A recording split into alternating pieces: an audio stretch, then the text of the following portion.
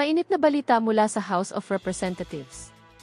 Isang hindi inaasahang revelasyon ang naganap matapos bukingin ang umano'y baho ni Rep. Ralph Recto.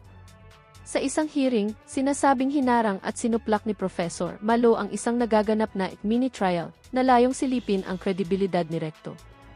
Ano nga ba ang nilalaman ng selyadong dokumento na ito at bakit tila ayaw itong ilabas ng ilang opisyal? Mayroon bang mas malaking sabuatan sa likod nito? Panoorin ang aming exclusive coverage at alamin ang buong katotohanan.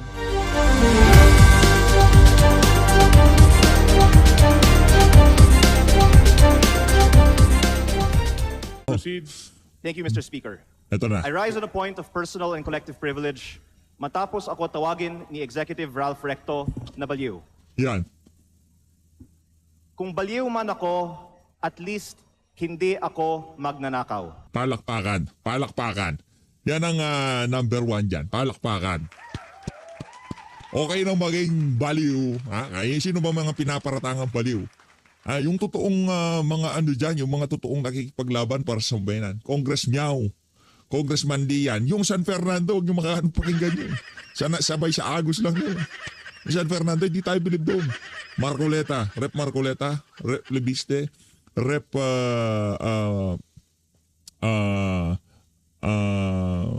Rep Miao. Rep Miao. Sila lang ho talaga, yung tatlo na nabanggit natin at yung BH party list. Hindi naman gaano yun. Ito talagang tatlo na to nakikipagbalagbagan to.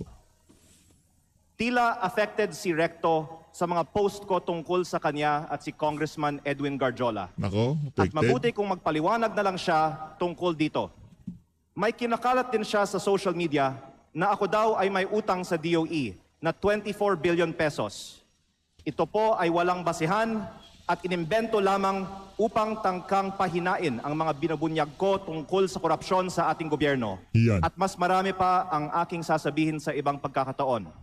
Nagsimula lang itong mga atake sa akin nang sinimulan kong imbestigahan ang DPWH sa Batangas at ang mga kumpanyang konektado kay Congressman Edwin Garjola at naging Executive Secretary si Ralph Recto. Yan. Marami rin ang nagsabi na ang pagbunyag ko nito ay hindi aking kapaki-pakinabang. Ngunit hindi ito para sa sarili ko, ito ay bahagi ng aking tungkulin bilang mangbabatas at kinatawan ng unang distrito ng Batangas. At hindi ako matitinag, kaya po ako ay nananawagan na imbestigahan ang koneksyon ni Garjola kay Recto, lalo na ngayong Executive Secretary na siya, at suriin ni Pangulong Marcos kung natutulungan ni Recto si Garjola mula sa loob ng Malacanang. Dahil limitado ang oras ngayon, Yeah. ilahad ko ang iba ko pang nalalaman tungkol sa mga koneksyon ni Garjola at Recto sa iba pang mga araw. Sisimulan ko lang ngayon sa isang punto. Ayon sa aking tansya at pananiliksik, mahigit 1 billion pesos ang ginastos ni Congressman Edwin Garjola para kay Vilma Santos Recto at Lucky Manzano sa iba pa nilang mga kandidato at sa sarili niya bilang first nominee ng CWS party list sa 2025 election. 1 bilyong peso daw di umano ang ginastos ni Garjola sa kampanya nito mag-inang ano na to, mag-inang Vilma at Lucky. Itong Lucky V. Ay, umihipak pa. May sinusup-sup siya eh. Ano ba yan? Nagbe-bake ba yung mama na yan? Pambihira, oo. Diba, baka ninong nitong si Lucky. Kumare niya tong si Vilma. Yung mga malisyoso naman sa social comment section. Ay, baka daw crony nitong si... Kayo naman wag ganoon. Ang mamamalisya nyo, baka malapit lang magkaibigan. Ginastosan ng di umanong 1 bilyon itong si Lucky Manzano at itong si Vilma Santos nung nagdaang kampanya. Baka malapit na magkaibigan lang. Baka ninong inaanak niya si Lucky. Pambihira. Hindi naman crony. Pambihira naman. Sama naman. Hindi tayo naniniwala dyan. Yeah, yung mga nagpapakalat ng ganyan yun nga kayo. Yari kayo Recto. Sa aking distrito, ang tansya ko ay 150 million. Nako. At ayon sa ibang mga politiko, gumastos sila ng 200 o 300 million sa kanilang distrito. Kaya sa 6 na distrito ng Batangas, sinasabi ng iba na aabot ng 2 bilyon ang ginastos ni Recto at Garjola. Lalo't mas malaki pa ang ginastos sa Lipa pero hindi po ko po bubuksan ang mga kinatawan ng lipa sa aking pahayag na ito. Pero sabihin na lang natin na 1 billion pesos ang ginastos ni Recto at Garjola sa 2025 elections. Noong April 16, 2025 naman, inimbita ako ni Congressman Garjola na mag-dinner sa kanyang bahay sa Punta Fuego na Sugbo sa aking distrito kasama si Secretary Recto na makikita sa mga picture na ibinahagi ko sa Facebook Ayan na. para hingin aking tulong Oh. para kay Vilma at Lucky. Nako. Pagkatapos, umikot ako kasama si Kong Garjola at mga tauhan ng mga Recto sa iba't ibang bayan ng aking distrito upang i-endorse ko ang V-Lucky sa mga leaders ko. Pagkatapos ng mga meeting, Heto ho mga kababayan, heto ho yung mga larawan na tinutukoy nitong si Congressman Leviste. Ayan, dito meron din hong susupsupin siguro dito si etong si Recto, ayan ho, meron siya sinusupsup eh. Oh, ayan ho, larawan nilang dalawa ni Ralph. Ito naman ho ni Garjola, yung wag masyadong malisyoso. Pambihira kayo. Ano ba? 1 bilyon di umano ang ginastos sa mag-inang itong si Vilma at itong si Lucky Manzano, nitong si Garjola. Ay, hindi naman siguro kroni ni Ralph Recto. Huwag kayong ganyan masyadong mag-isip. Magagalit si Recto sa inyo niyan. Sino ba yung di umanong napakaraming proyekto diyan sa lugar nitong sila Kong Leviste na napakaraming malang flood control project. Si Garjola, sino ba yung congressman na parang untouchable ngayong mga panahon na to? Garjola. O sino bang katabi nitong si Garjola dito? Si Recto. Mag-best friend lang ho sila. Pero wala kinala. Wag masyadong ganyan mag-isip. Pambihira. Nagdi-dinner lang sila pero hindi sila close. Walang basihan yung mga aligasyon na yan. Basta si Recto, hihipak lang siya, walang maraming pake. Ay, mga praning, wala naman yan. Kayo talaga, wala yan. Tayo'y naniniwala na mag-best friend yang si Garjola, ganyan sila ka-close. So, Garjola, Recto. Di siya kroni ni Recto. Magkaibigan lang talaga. Ginastos lang ng 1 billion. Itong si Recto. Ito yung nababasa ko. Ako, dinidibang ko na, ha? Dinidibang ko na. Talaga, papahamak pa kayo dyan sa comment section. Kung sasabihin kroni ni Ralph Recto yan si Garjola, mag-best friend lang. Kaya ginastos na di umano ng 1 bilyon ng kampanya. Magkaibigan, matalik na magkaibigan. Ano ba naman yung 1 bilyon sa 3%, 13% sa mga flood control project kung sakaling makaninok yung mga... Di ba? Wala kwenta yan. Kaya kayo Yari kayo kay Recto niyan. Ako, di ako naniniwala dyan. Tayo dito sa PH Update, dinidibang ko na yan. Huwag kayong masyadong malisyoso mag-isip. Di ba kung Liad? Tambaggap ako ng reports na may ibinigay umano na cash para ikampanya si Vilma at Lucky na galing raw kay Congressman Garjola. Tila si Congressman Garjola ang gumagastos para sa kampanya ni V. Lucky. Batay sa aking mga nakita sa aking distrito at sa mga pagpupulong at materyales kung saan ang nakalagay ay Vilma Santos Recto, Lucky Manzano at CWS party list. Ang ibang mga politiko sa Batangas ay pwede ding tumestigo na si Garjola ang gumagastos para sa mga Recto. Kahit pagkatapos ng eleksyon, ibinahagi ko din sa Facebook ang picture ng meeting ni Gov. Vilma at Secretary Ralph sa mga mayors ng Batangas sa Tagaytay Highlands noong August 15 na ayon sa mga dumalo ay hosted by Congressman Garjola. Kung mali ang aking impormasyon, narito naman ang ibang mga kinatawan ng Batangas at pwede nilang sagutin ngayong araw na ito ang aking mga pahayag. O pwedeng magpatawag ang Kongreso ng Masyadong nagalit ho nila itong si Kong Lian. Itong bata na to, mainit to eh. Hindi ako magtataka kung biglang maging senador ito. At kung sakaling maisama sa lineup ito ni... Pwede na ba? Ilang taon na ba itong si Kong Lian? Kung sakaling isama yan sa lineup ng mga Duterte sa 2020, susuportahan ho natin yan. Hindi ho silang parehas ng kanyang ina. Yung ina niya naglalaro eh. Ito lang siya. Focus lang. Nandun lang siya kung yung ika nga yung damdamin niya na sa tingin niya nasa tama, talagang ilalaban niya. Nakanunto ko, anong pigil-pigil. Wala na, maghalong bala sa tinalupan, magbabalagbagan tayo dito. Ganyan to si Kong Lian, kaya gusto natin na yung bata na yan na talagang maupo sa mataas na pwesto sa 20 kung sakaling napasama. Kasi tayo ika nga kung sino lang ang mga endorso nitong si BP Sara, yun lang ating kakampanya. Kung sino lang magiging BP, at tayo ho dito wala ho tayong BP, wala pa ho tayong meron tayong mga gustong maging senador. Di ba? At sigurado tayo yung mga gusto natin maging senador, yan ang mga posibleng mga papasok sa lineup nitong si BP Sara. Diba? Yung mga yan, pagka pumasok sa lineup ni BP Sara, automatic na yan.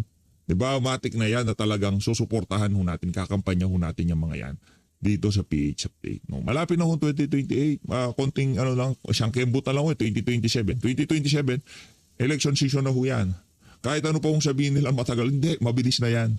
Kasi may 2028, election na. 2027, the whole year, wala hong mangyayari dyan, puro kampanyahan yan. Kaya wala na ho silang time sa impeachment. Pagka hindi nila impeach si BP Sara, dito sa 2026, tapos na hong usapan, presidente ho si BP Sara, kahit anong gawin nila. Kung sakaling tumakbo itong si Kong Lian at nasa lineup siya ni BP Sara, susuportahan ho natin yan. 100%. At kung totoo na 1 billion pesos o mahigit pa ang ginastos ni Congressman Garjola para sa mga rekto sa nakaraang kampanya, ang susunod na tanong ay, bakit si Garjola gumastos ng mahigit 1 billion piso para sa mga rekto?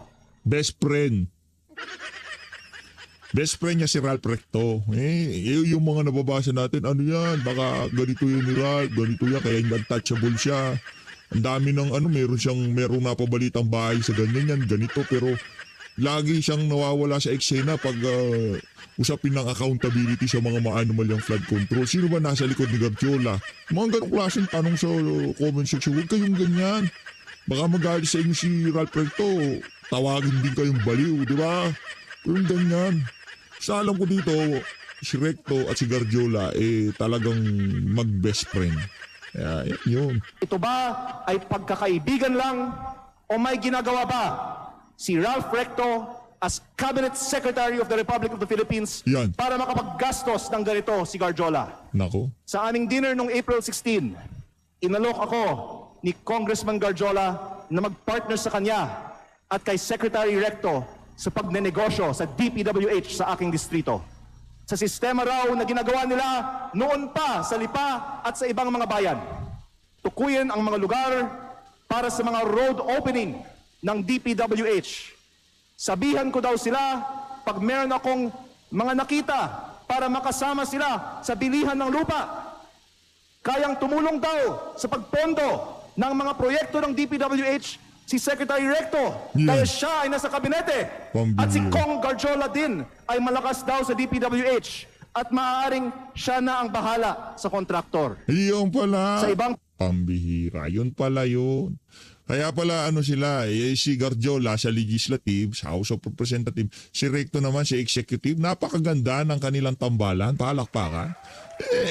Yan ang mga galawan, di ba? Malulupit. ang pagkakataon, ipinagmamalaki din sa akin, mismo ni Secretary Recto, na bago niya pinopondohan sa DPWH ang mga bypass roads sa Lipa, kinokondisyon pa niya sa mga may-ari ng lupang dadaanan na magbigay sa kanya ng parte ng lupa sa mababang presyo. At iba't ibang mga tao ay nagkwento din sa akin Kapal na ng mukha ni gawain Ralph. ni Recto ito. Kung lehitimo man Anak ng toko pagka bago dumaan yung bypass road sa harapan ng bahay mo, kailangan mo pa siyang bigyan ng kalupaan ng yung Recto to. Kung totoo man. Galing yan kay Kong Lian. Yung mga yan mga bala sibuyas kasi yan, di pwedeng banatan ng diretsahan kasi kayo na lang hubalang magbasa sa mga sasabihin ko dito sa video na to. ito, mabuti at maging Kapal ng transparent si Secretary Recto sa kanyang yaman. At kung ang ginagastos ni Kong Garjola para sa kampanya nila ay may kaugnayan sa pagiging kontraktor ni Garjola sa Batangas. At sa halip na tumigil ang mga ito matapos pumutok ang flood control investigations, mayroon bagong regional director, ang DPWH 4A na si Carolina Pastrana na dating Batangas 3rd District Engineer ang distrito ni Congressman Garjola sa mataas na Kahoy, Batangas na sinabi ay pinili ni Recto dahil siya ngayon ay Executive Secretary na may hawak ng appointments sa Malacanang. Siguro naman hindi ito alam ni Pangulong Marcos, kaya inilalahad ko din ito ngayon sa Kongreso para makita ng lahat ang koneksyon ni Recto at ni Garjola at ang epekto nito para sa buong bansa. Tatalakayin ko pa sa ibang pagkakataon ang mga anomalya sa DPWH sa Batangas. Nalulungkot ako para kay Secretary Recto at Governor Vilma Santos dahil matagal na silang nasa politika na may mga pangalang inaalagaan. At ngayon pa lalabas ang mga isyong ito.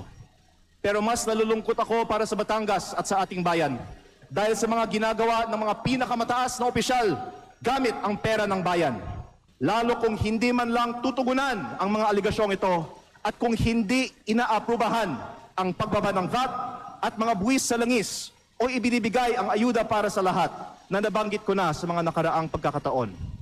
Kung hindi totoo ang mga sinasabi ko ngayon, hindi dapat tahimik si Secretary Recto at Governor Vilma tungkol sa umano'y korupsyon sa DPWH sa Batangas at ang mga aligasyon kay Cong Garjola na tinawagan ng ICI na binuo ng gobyernong ito bilang isa sa mga pinakamalaking kontraktor ng DPWH sa Kongreso. Nako. Mabuti kung ipaliwanag nila kung totoo bang malaki ang ginastos ni Garjola para sa kanilang kampanya at ano ang kapalit at kung si Garjola ay kaibigan lang ba o funder din. At kung hindi sasagutin ni Secretary Recto ang mga aligasyong ito, hinahamon ko si Yusek Claire Castro sa susunod niyang press briefing na sagutin kung tama ba na may ganitong aligasyon kay Executive Secretary Recto, bakit hindi pa sinasalang si Secretary Recto sa Commission on Appointments at kung ayaw din ba nilang buksan ang mga detalye ng dalawang kasong plunder ni E.S. Recto sa Ombudsman. Mabuti ding magpaliwanag si Yusek Castro kung bakit ba talaga natanggal sa pwesto si Executive Secretary Lucas Bersamin nang walang paliwanag at ipinalit isang respetadong dating Chief Justice ng Supreme Court sa isang taong ngayong may dalawang kasong plunder sa Ombudsman. Panghuli, hindi lingid sa atin na binomba ang kotse ni dating Batangas Governor Armand Sanchez. Mapanganib ang politika sa Batangas kapag malaking tao ang inyong binabangga. Kaya kung ito man ang aking huling pagkakataon, nais kong dagdagan, hindi lang DPWH ang posibleng pagkukunan ng pondo ni Recto at Garjola. Dahil ayon sa mga politiko sa iba't ibang mga bayan ng Batangas, Yan. ang nasa likod ng STL operator ng Batangas, Refresh Gaming, ay si Recto at Garjola, na ang isang humaharap para sa kanila ay si San Juan Vice Mayor Anthony Marasigan, kahit na iba ang mga tao sa GIS ng kumpanya. Habang nasa kabinete ng Republika ng Pilipinas si Secretary Recto, mayroon bukis o second table ang Refresh sa kanyang sariling lalawigan. Kaya nananawagan din ako sa Kongreso na imbestigahan ang operations ng Refresh Gaming Corporation sa Batangas. Ang mga politiko sa Batangas ay maaaring tumestigo na dahil si Governor Vilma Santos ay nasa Yan. Kapitolyo, si Executive Secretary Ralph Recto sa Malacanang, at suportado sila ni Congressman Garjola, kompleto ang makinarya para gawing negosyo ang Batangas. Nako. Kaya baka hindi Ginawa ba negosyo ang Batangas? Itong si Recto at itong si Vilma Santos. Pambihira naman. Oo. Naku, malalagay ka sa alangan niya kung liyan. Kaya dito sa PHFT, kailangan ka na akong palakpakan. Ibang klase itong bata na to. lang 1 bilyon ang nagastos na ni Garjola para sa mga Recto. Maraming salamat po. Majority Leader. Nako, yung anak ni yung pakinggan natin sasabihin ng anak ni Recto. Mr. Speaker.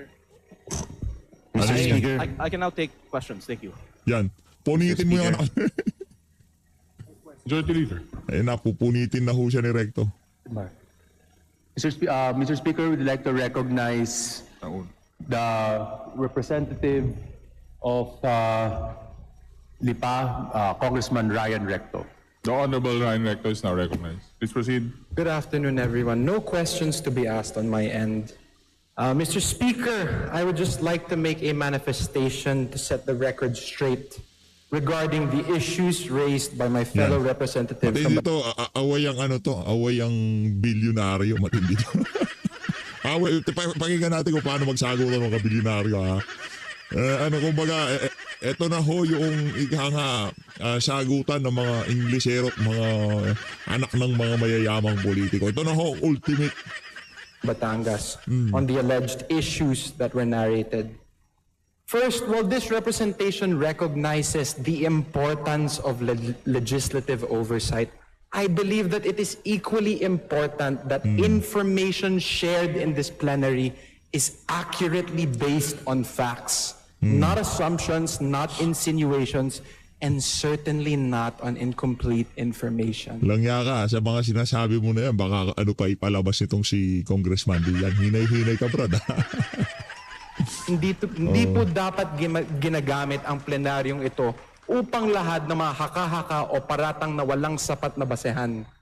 On the alleged ties between Congressman Edwin Gadiola and Executive Secretary Ralph Recto, their association is purely professional, as Congressman Gadiola is also a member of the House of Representatives and a fellow Batangueño. There are no personal interests involved, but only a shared commitment to fulfill their duties to their constituents. Walang katotohanan ang mga alegasyon ni Congressman De Viste na mayroon silang may mga maanumalyang transaksyon.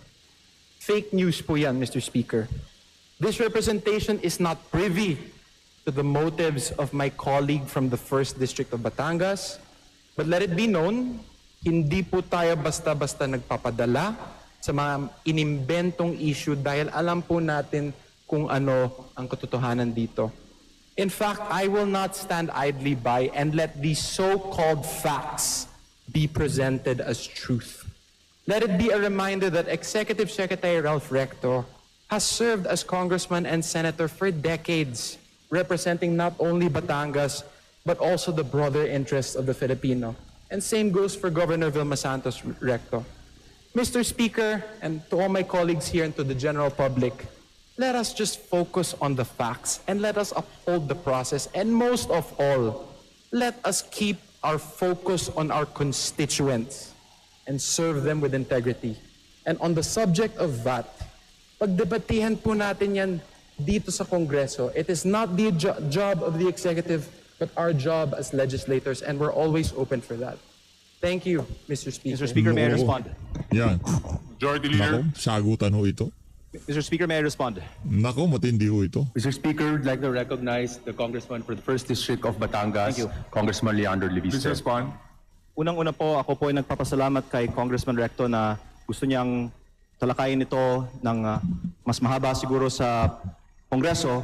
Kaya sana magkasundo-sundo na lang tayo na magkaroon ng pagdinig sa Kongreso. Ipatawag natin ang iba nating mga kapwa Batanggenyo at sila ang pwedeng tumistigo tungkol sa mga kaugnayan ni na Secretary Recto at Congressman Garjola para hindi he said, she said at maglabas na ng mga resibo. Pangalawa, dagdagan ko din na hindi ko binanggit sa aking privilege speech kanina ang eleksyon sa Lipa, alang-alang sa aking kasamahan. Pero para may konteksto tayo sa talakayan nito, sinabi sa akin ng ibang mga politiko sa Lipa na ang di umano'y ginastos ni Congressman Garjola at ng mga Recto sa Lipa sa 2025 elections ay umabot pa ng 1 billion pesos kasama na ang napakataas na presyo para sa bilihan ng mga boto. Hindi ko po alam ang totoong nangyari. Pinaparating ko lang ang sinabi sa akin at medyo mataas ang figure na natanggap ko. Baka naman 300, 400, 500 million pesos lang ang ginastos sa eleksyon ng Lipa. Pero gusto ko lang tanungin kung ano man ang ginastos ni Congressman Garjola para sa mga kandidato ng V-Lucky sa lungsod ng Lipa sa 2025 elections, kung 500 million man yan, o 200 million, o 100 million, ano ang kapalit ng ginastos ni Congressman Garjola para sa mga kandidato ng V-Lucky sa lungsod ng Lipa? Don't take it from me, magpatawag tayo ng pagdinig at lahat ng mga Batanggenyo ay pwedeng sumagot sa mga testigong ito. Majority Leader. Mr. Speaker.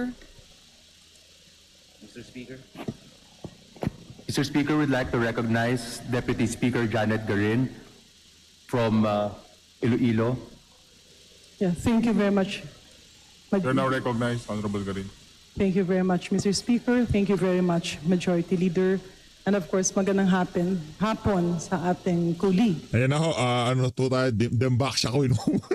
Patalastas, dembak siya ko. Patalastas muna, dembak siya ko yung tayo. The Honorable Yanda Viste. Nakakagulat, no, Mr. Speaker, dahil nakita ko yung magandang relasyon ng mga taga-Batangas. And I also believe na kaakibat ng progreso ng isang probinsya ay ang pagsasama-sama ng kanilang mga lideres. Though, of course, I will not contest the decision that the manifestation will be responded to. Balikan lang po natin na nagulat kasi ako dun sa mga sinasabing gastusin na umabot ng bilyon-bilyon. Did I hear the Honorable Leandro Opo, Levisto pero right? in fairness po sa mga rekto, sa buong bansa naman bilyon-bilyon ang ginagastos ng mga tao para manalo sa mga eleksyon. At baka ang ibang mga kongresista ay pwedeng magbigay din ng kanilang kananasan kung magkano ang bilihan ng mga boto sa kanilang mga probinsya. Ang itinutukoy kong punto dito ay hindi na may bilihan umano ng mga boto sa eleksyon. Pero na si Congressman Garjola ay umano ang gumastos para sa mga rekto sa Batangas.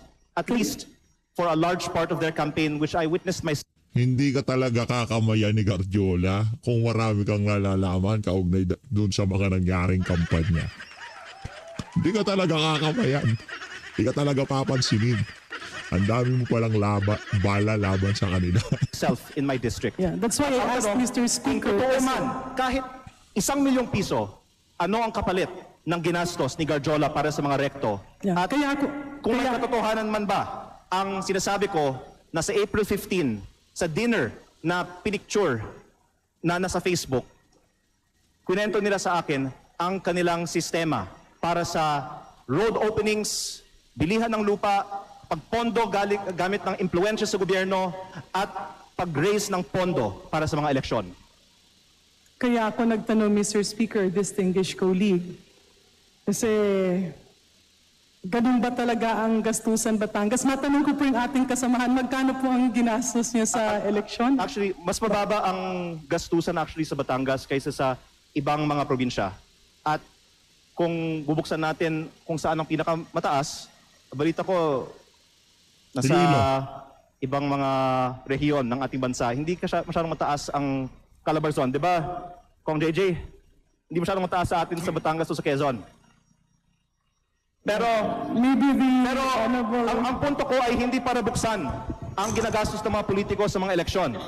Ang punto ko ay bakit ang isang kontraktor ay gagastos para sa mga politiko? Yan, yun. Kung election spending ang bubuksan natin, hindi tayo matatapos ngayong araw.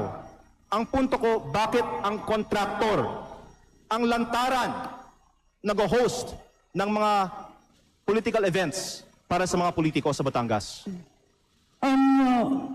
Mr. Speaker, would the Honorable J.J. Suarez respond? But I would continue my line of questioning after his response. Sorry. Before we continue, let's put a little order here. Huwag nating gawing free for all to, please. Ang punto ko, Honorable members of this sa House. Quezon o sa Excuse me, Batangas, I'm addressing mas the floor, mababa sir. naman. Kasi Order. probinsya. I'm addressing the floor. Let's put a little order and let's put Little order. Puro naman kayo magnanakaw dyan. Loko-loko. a little respect with our colleagues. Order. Honorable JJ, please respond. You were called out. Yeah, thank you very much, no, Mr. Speaker. I Galit found it a siya, little bit si- offensive that all of a sudden a dear colleague of mine would call out my name during his collective and personal privilege. But nevertheless, no, insofar as my name was called and he asked me, let me just respond with a Magkano? few queries Magkano ang vote buy? Hindi. Magkano ginastos mo? of clarificatory in nature. Am I allowed, Mr. Speaker? Please proceed. Kanina po na pinakikinggan ko ang pananalita ng ating kinatawan mula sa Batangas. Binanggit niya na may mga halagang ginamit sa kampanya. Totoo po ba ito? Opo, na ang mga leaders Meron sa po aking ba distrito. tayong Yes. ebidensya na magpapatunay? Meron po bang dokumento? Meron po ba tayong hawak na anumang sinumpang salaysay na magsasabi na ganito nga po talaga ang nangyari? Unang-una po, Or tayo po ba ay bumabase lamang sa mga haka-haka at kwento at text at mga Facebook okay, messages? ilang sagot po. Unang-una, sa campaign sorties, nakikita natin na may gastos. At ang punto ko ay tila si Kong Garjola ay may ginastos para sa campaign sorties ng Vilma at Lucky sa Batangas. Yan. Pangalawa, ang leaders ko sa Batangas, ayon sa aking isinalaysay, ay nakatanggap ng pera galing kay Congressman Garjola at ito po ay para ikampanya ang Vilma at Lucky pero galing kay Congressman Garjola. At pangatlo, magpatawag na lang tayo ng pagdinig sa Kongreso para ang mga ibang mga politiko sa Batangas at hindi ako ang pwedeng tumistigo tungkol dito. Mr. Speaker, tayo po ay nahalal bago 2025. Taon po ngayon ay 2026. Kung talaga pong may mga ganong nangyari na maanomalya o questions of irregularities during the campaign, were the proper cases filed in COMELEC? Were ethics complaint filed in Congress? Why are we now standing here insinuating all sorts of illegal acts that happened in 2025 when so much time has passed? Unang-una Now I po, question, Mr. Speaker, the timing of all of this. Now I even find it a little bit offensive na pati ako babanggitin. But I'll tell you one thing, Congressman Leviste.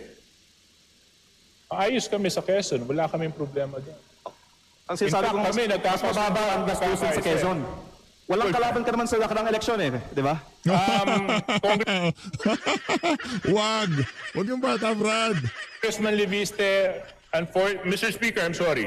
I'm supposed to be respecting Please, our rules. address the Mr. Speaker, unfortunately, I Walang gusto do not lumabad. abide by comments of the good congressman from Batangas. Oh. I think it's totally uncalled for and baseless.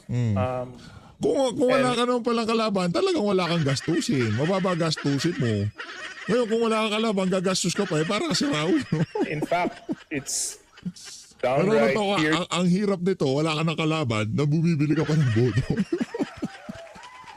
say for him to make such allegations. And if indeed he has factual basis in anything and everything that he is saying, there were proper forums to do the same, to act on those allegations, to make the necessary Kakampi ni complaints. Recto to. Baka meron din siya Why donation. now?